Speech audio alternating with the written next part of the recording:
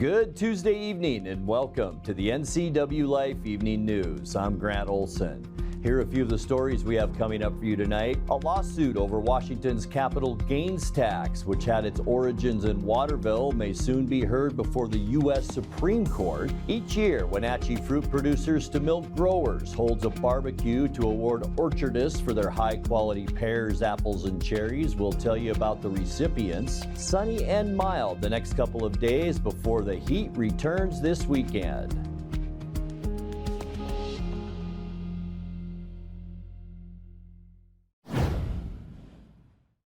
Two people were killed and two others seriously injured following a single-car accident yesterday afternoon on I-90 6 miles east of Cle Elum. According to the Washington State Patrol, a 2013 Subaru Legacy was traveling westbound near the Indian John Rest area. It was about 2:30 when it crossed both lanes of the interstate and crashed into a ditch. A passenger, 26-year-old Brendan Kivlahan of Palos Heights, Illinois, a suburb of Chicago, was pronounced dead at the scene. A second passenger, 24-year-old Natalie Nicoletti of Countryside, Illinois, died while being airlifted to Harborview Medical Center. A third passenger and the unidentified driver were also airlifted to Harborview with undisclosed injuries. The cause of that accident is under investigation.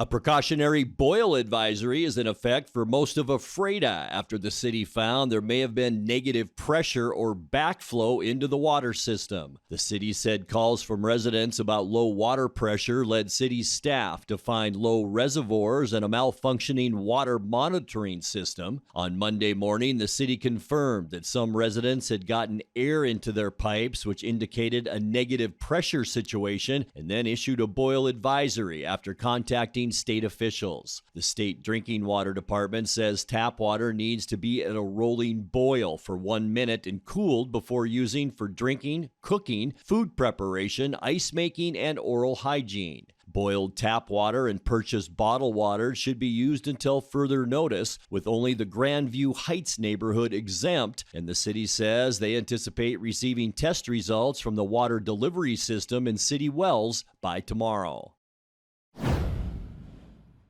The city of Wenatchee has reached a settlement with Grace City Church over a long-running noise citation. Wenatchee city attorneys ticketed the Sunny Slope Evangelical Church in March of 2022 for multiple noise complaints from its neighbors, saying loud outdoor celebrations there had violated the city's nuisance code. Grace City then fought the ticket from Chelan County District Court to Superior Court and back. The case was scheduled to go to a contested hearing August 31st, but instead, the church and city reached a stipulation that sets the tickets aside so long as Grace City commits no other noise violations for the next 6 months. If it does, the $500 citation would be reinstated. Grace City did not admit wrongdoing in that agreement. The church must also pay $150 in district court fees.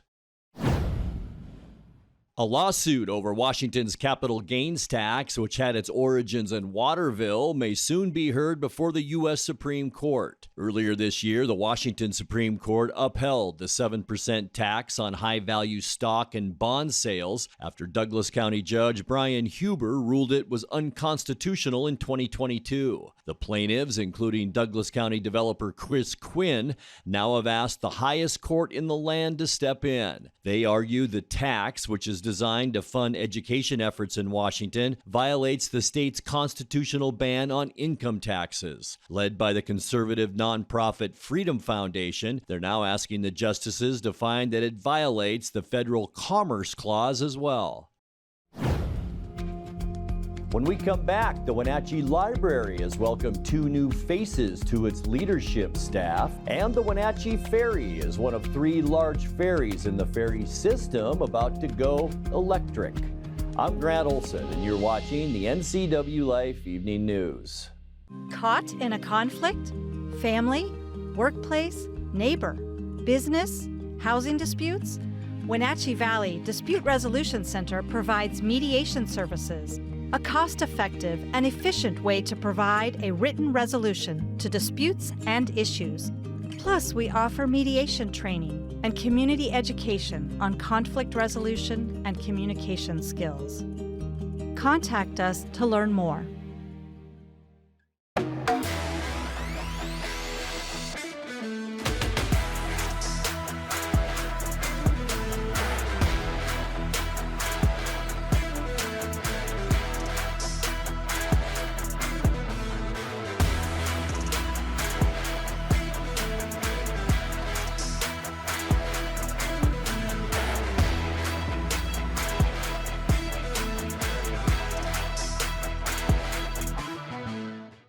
Bring the whole family up to Stormy Mountain Brewing and local public house in historic downtown Chelan. Applewood smoked brisket, street-style tacos, and our award-winning barbecue rubs and sauces. Our meals pair perfectly with our exciting lineup of craft ales, made right here in Chelan.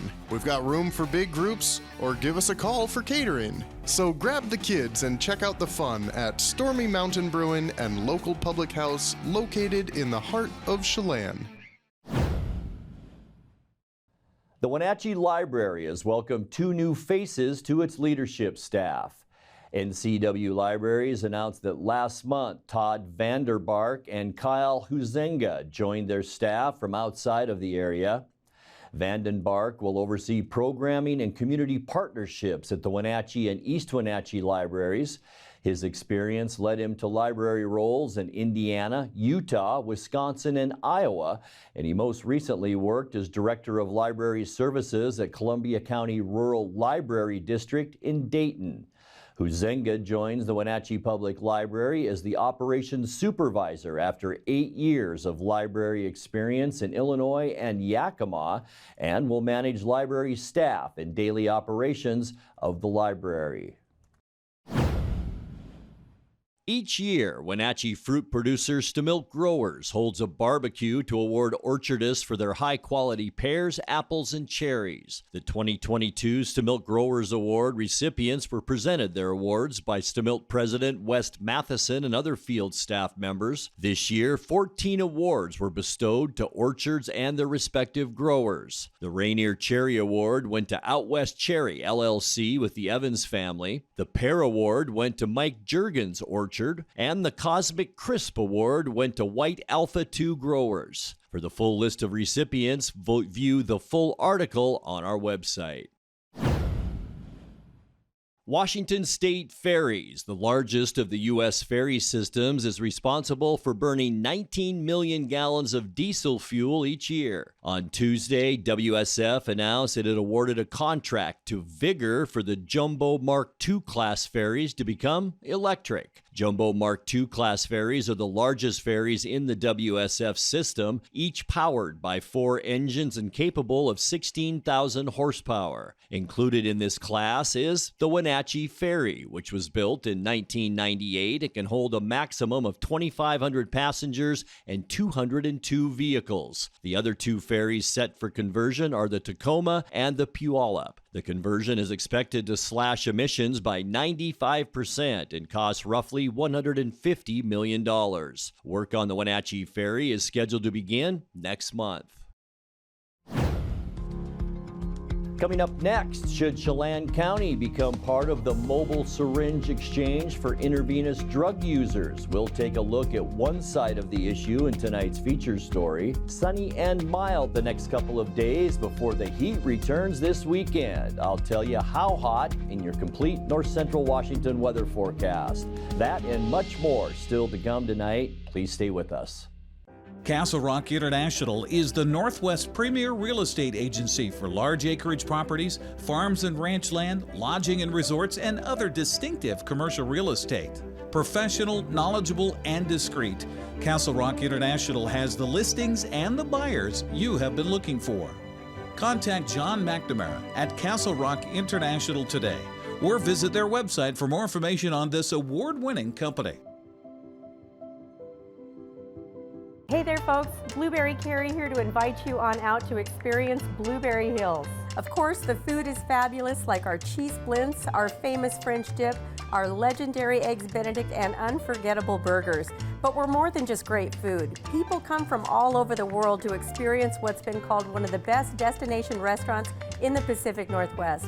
So come on out and see what all the fuss is about. Blueberry Hills in Manson. It's where the world is coming to. I chose a career at Confluence South because I wanted to help people, and I knew there would be opportunities for growth. I started as a medical assistant, but quickly advanced in my career. I received 5 promotions in only 7 years, 3 of those in management roles. Most organizations don't offer that type of growth.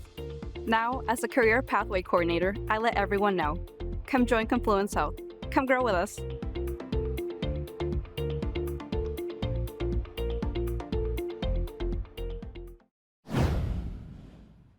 The Wenatchee Valley YWCA is primarily known as an emergency housing agency for women and children in need.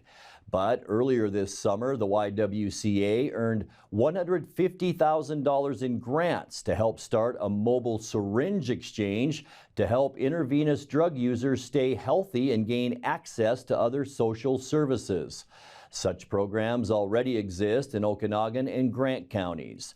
The project is still in its infancy, but it became the hot topic last week at a joint meeting of the Chelan and Douglas County Commissioners, most of whom voiced opposition to the idea. YWCA Director Rachel Todd and other advocates were there to defend the program. Rachel tells NCWLIFE News that she'd like to see the Mobile Safe Syringe Program, or SSP, getting on the road in 2024. It would allow us to travel further outside of the populous centers, right? So it would allow us to travel to less populated areas of the counties because people who are injecting drugs are doing that all over the place. It's not just Wenatchee, and it's not just East Wenatchee. And it also would just give us a really easy, identifiable way to get to the people where we want to get to them. The folks that would be running this program or would be driving this mobile unit are folks that would have some medical training, not doctors. We're not saying there's going to be doctors on board, but we do want to have people who are able to administer some, like even first responder level wound care management. The evidence in our community that indicates that we need something like an SSP is the faces and the folks that we work with on a day-to-day basis, and that a lot of providers work with on a day-to-day basis. I think one of the misconceptions about an SSP is that they will bring more drugs and more drug volume and traffic to the communities that they are in. And, we can't give hard data for this community because this hasn't ever existed at this level in this community. But we know that based on SSPs in other rural areas that there is not increased drug trafficking, drug use in the communities where these programs take place.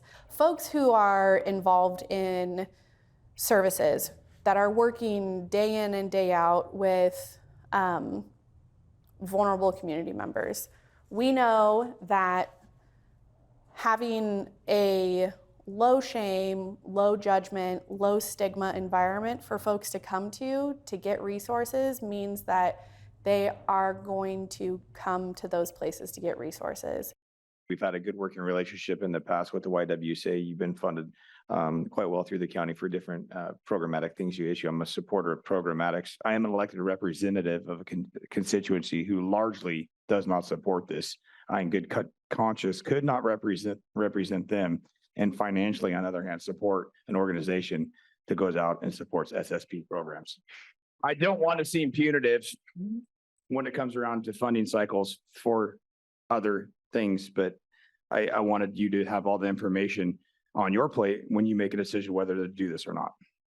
What's your thoughts on Commissioner Steinberg basically saying, I will vote against funding for the YWCA in the future if this project is brought forward? It's disappointing. We have all of the funding that we receive from either county is currently used for our housing, our direct housing programs and or our facilities. And we are in very good standing with those funding streams. We have always been good stewards of that funding, and we've always come through with any of the deliverables. And I might be biased. I'm not going to say we're the best housing provider, because there are incredible housing providers in this community, but we provide a really critical and irreplaceable service in this community. And if that funding is taken away because of a program or a project that is completely separate and has no crossover with the funding and that has been intentional from the get-go, that feels to me like an ethics overreach, and it doesn't feel like, it doesn't seem like an appropriate decision. Time now for a check of your North Central Washington weather forecast. And boy, what a difference a day makes as far as air quality goes. Yesterday, we were borderline hazardous air.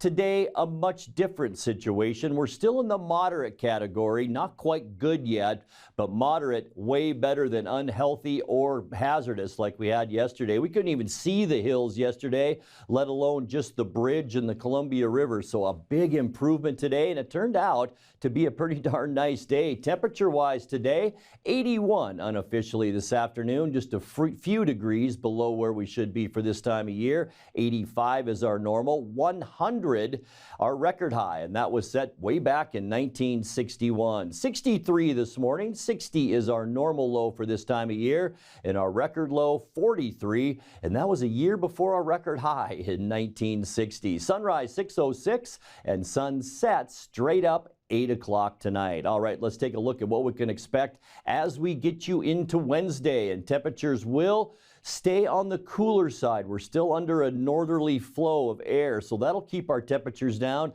especially unusually back in the Columbia Basin. 74 in Ephrata and Moses Lake. Those will be a couple of the cool spots. In fact, that's the same temperature we expect in Lake Wenatchee tomorrow. 79 in Wenatchee, 78 for Eniat, and 79 as well for a high temperature tomorrow in Chelan. A lot of you think that's about perfect, and yeah, it's going to be an awfully nice day tomorrow. High pressure is the reason, and it's off the Pacific. It hasn't really moved for about a month and a half. That will provide some cool temperatures tonight with those clear skies. Mid-50s for overnight lows tonight, some of the cooler temperatures we've seen in a while. And then for Wednesday, as we mentioned, sunshine in our forecast tomorrow. It could be a little bit breezy at times, but we're talking about 8 to 15 miles an hour, so not windy by any means. We might see some haze move in overnight for Wednesday. Keep that in mind, but then our wind will switch back to the east. You can see the arrows moving from the east, and that should clear us out somewhat for Thursday. High temperatures in those mid-80s, and then getting you into the end of our work week on Friday. An area of low pressure will bring just enough instability. This is your Friday morning. That's our best chance for rain showers on Friday.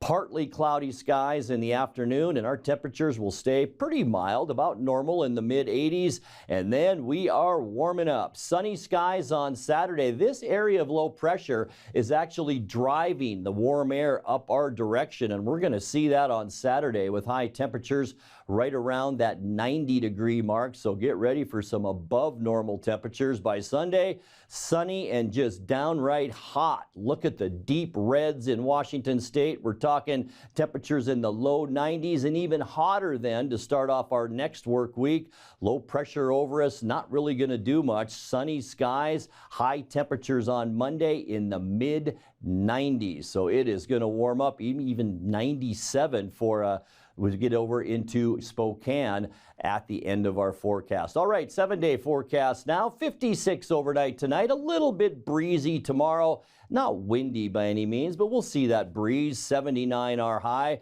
Beautiful on Thursday, sunny and warmer and 84. Maybe a morning shower, about a 30% chance that we'll see that Friday morning, and then partly cloudy and 84 before we really warm up. Saturday, sunny and 90, sunny and 93 60 on Sunday, and then just a few clouds on Monday, but our hottest day with a high temperature of 95. And that's a look at your North Central Washington weather forecast. Coming up next, tonight's sports report with Eric Granstrom and more as the NCWLIFE Evening News continues right after this. Well, looks like our surgery patient is feeling better today. Yep, I didn't need any oxy today. I thought I'd do a little surgery on the drain. Huh. Do you need your pain pills anymore? No. Well, we should get them out of the house. There are places to drop them off. Yeah, okay. Actually, I can do that right now. And I will look at the drain. Prevent opioid misuse. Find safe medication return options near you at med-project.org. D.A. Davidson in Wenatchee provides financial services for independent-minded clients working to secure their futures. Whether it's helping construct your personal financial, retirement, or estate plan, they start with a disciplined approach and straightforward advice. An individualized approach is rooted in the values, stability, and strength their company was founded on in 1935. With offices coast to coast and personal attention you deserve right here in the Wenatchee Valley, learn more about D.A. Davidson. Make that 7 wins in a row for the Mariners after they hammered Chicago last night, 14-2. Seattle batted around in the first inning for 5 runs to give Luis Castillo a lot of room to work and earn his 10th win of the season. Ams were also happy to welcome J.P. Crawford back to the lineup after missing a week with a concussion. He began the rally in the first with a walk and then scored on a wild pitch. Pitch to Cal, inside, gets away, J.P. will score. The other runners move up, 1-0 Mariners here in the first inning. Swing to drive, right field, and it is off the fence. Scoring is Crawford. Suarez coming in, France coming in, and Cal Raleigh. A big 2-run double, missed a home run by a couple 3 feet. And the Mariners have a 3-0 lead early on. Huge gap left side, runner breaks. Marlowe throw down to second. He's in there safely. Here comes Cal Raleigh, and it'll be no throw. 4-0 Mariners here in the first inning. They were trying to do that same play they did recently. Yeah. Where Julio wound up stealing home. Line drive, base hit. Rojas didn't waste any time. Here's Marlowe's bobbled out in right field. Marlowe scores 4-3. So the Mariners just opening up here in the first inning. Just a home run by a couple of feet. First inning for Cal. That's going to leave the yard. That thing got smoked. Home run, Cal Raleigh. Wow. Big Cal with a home run, his 23rd. 3 RBI tonight gives him 58. 6-1 Mariners. Teo drives one. Deep left. Goodbye. Teoscar Hernandez with a home run. Now Mariners, they're rampaging here in Chicago. Listen to these Mariner fans. Boy, there was no question about that one. That's the Teoscar Hernandez we know when he's right. Oh, yeah. Loud, far, and long. Hit hard the other way, base hit. That'll score Rojas. Suarez scores. France to third. Teoscar Hernandez, everybody. 2-run single. The Mariner lead is 9-1. Home run tonight, his 50s. Second, here's a high drive, deep right field. He's done it again. Cal Raleigh, everybody. A 2-run homer, and the Mariners have double figures here in Chicago. It's 11-1 Seattle. 3-run jack for Cal Raleigh. Wow. Well, I know who Brad's going to be talking to tonight. Oh, look at this. Going back and gone off the bat of Dom Canzone. His second home run as a Mariner. And now they've matched their season best. 13 runs on the board. Mariners have 13 runs on. Now let's see, that's going to get down 15 hits. 14-1. 2-2 pitch to the veteran Elvis Andrus with 2 outs. Strike 3 called. And this game is a Mariners winner in a resounding way. 14-2. You name it, they got it done right here tonight. Yeah, they did. Everything going right for the Seattle Mariners right now. They're having a blast in that dugout. Raleigh Valley's 2 homers gives him 24 on the season. That's more than any other catcher in baseball. He says he and his teammates are taking a good approach in hitting lately. We're having good timely hitting. We're taking our walks. When pitchers make mistakes, we're taking advantage of it, and that's just kind of what happens when you're playing good, clean ball. So I'm in a good spot. It doesn't mean I'm on the heater, but I can kind of ride out the off-speed pitches and fight them. And then when there is a mistake made, I can ride it out and still drive the ball. So, but it all starts on the fastball, getting ready for that pitch and being in a good position to hit. And very rarely am I in a spot where I'm sitting off speed. So. Manager Scott Service says his club is hitting its stride offensively, which really helps when you take the pressure off their starting pitchers like Castillo, who was on top of his game as well with 9 strikeouts. We're disciplined to get some balls in the strike zone. When we did, we put really good swings on it. So jumping out early, getting that 5 in the first inning, let Rock settle in and do his thing, and it was awesome to watch tonight. He threw a lot of fastballs. I think he threw 47 fastballs in a row tonight, which I'd never seen before. That's how good he is. You know what I mean? And I wasn't until afterward.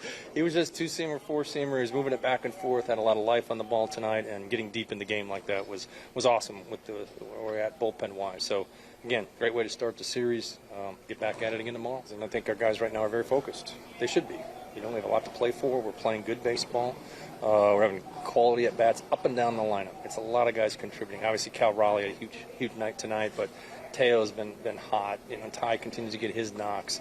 JP hadn't played in a while, so it's just good to get him back out there, and he'll start picking it up too. But everybody contributing. That's what it's been here for the last couple of weeks. Our guys are locked in. First inning, game plan, understanding who's on the mound against us, what we want to do as a team, and then how we figure out how we're going to beat them. And every day's different.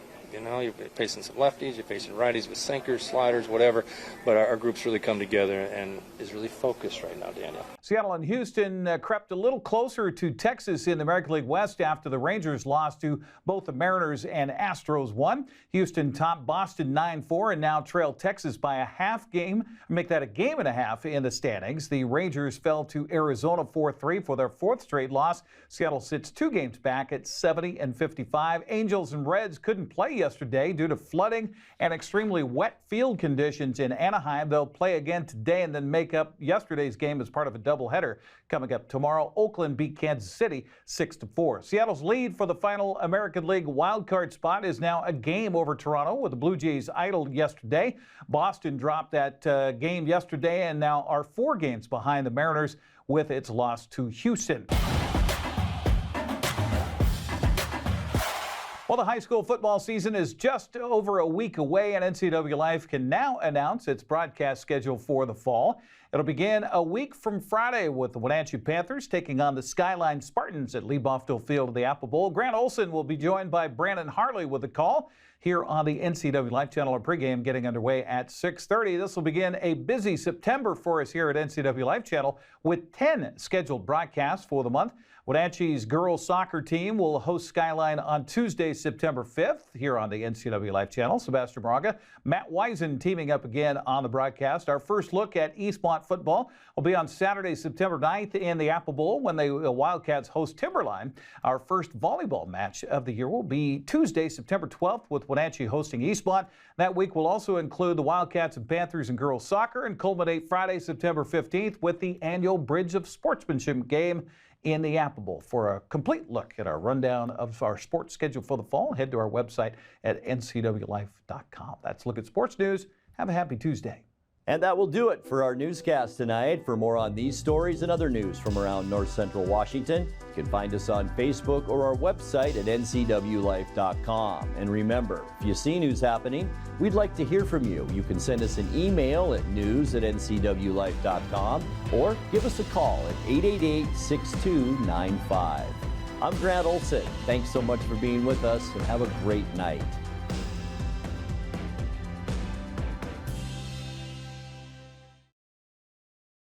I want to invite you to watch Network TV. I interview different guests in technology, entrepreneurship, business, education, and nonprofit. It's a bit of a variety show, and you never know who you're going to meet or learn about on Network TV. Tune in weekly to the NCWLIFE channel.